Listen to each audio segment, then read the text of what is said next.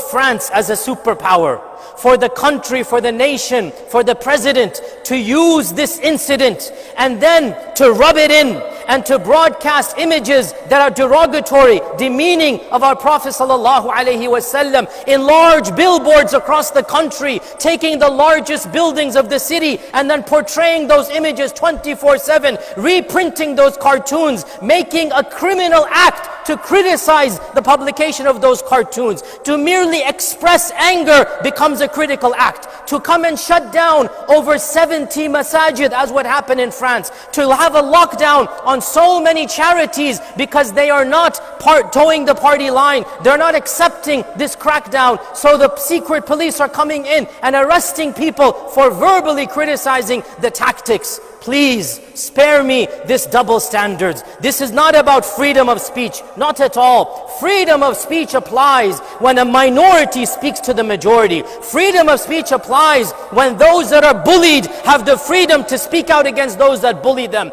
When truth is spoken to power, that is freedom of speech. When the president, when a country, when an army act like thugs and they teach their own people to hate a minority, to have bad things about the minority, this is not freedom of speech. This is nothing but thuggery. This is nothing but an incitement of hatred. Freedom of speech does not apply over here. Less than 7% of France is Muslim. Less than 7%. Don't tell me that the 90% are intimidated, they're not going to speak their freedom. On the contrary, the acts of violence that happen at the hands of Muslims is negligible. One act, millions of Muslims, and one thing. These are statistics of any crime, any mafia, any negative that happens in a community. But what is the response? The criminalization of the entire religion of Islam.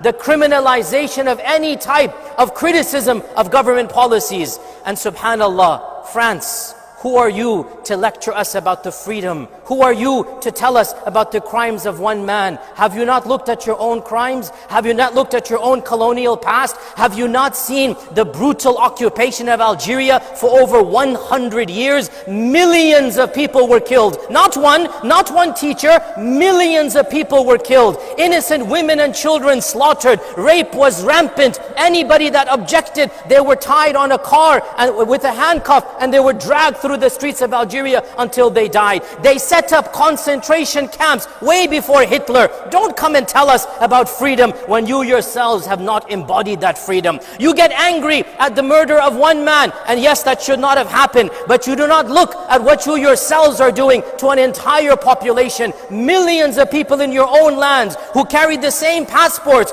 third, fourth, fifth generation of North African descent. They are in your lands because of you and your colonization. Don't blame them. They are there because you needed them to be laborers, to be manual workers. You brought them in because you colonized their lands. Now their children, great-great-grandchildren, now you discriminate against them. You don't give them the same education. You ghettoize them. You put them in the outside of the suburbs. You don't give them jobs. At every single opportunity, you shut the doors on their faces. This crime that occurred, the teacher that was killed, it had nothing to do with the books of fiqh, and it had everything to do with how you treat your own Muslim community. I'm not justifying, I am contextualizing. And we need to be brave enough to say this. The murder that happened was wrong, but it was not a murder that came from the books of fiqh. This was a murder that came from the anger of how you are treating millions of your own citizens. This is not a justification, it is a contextualization. And what is the response? You want to make matters worse.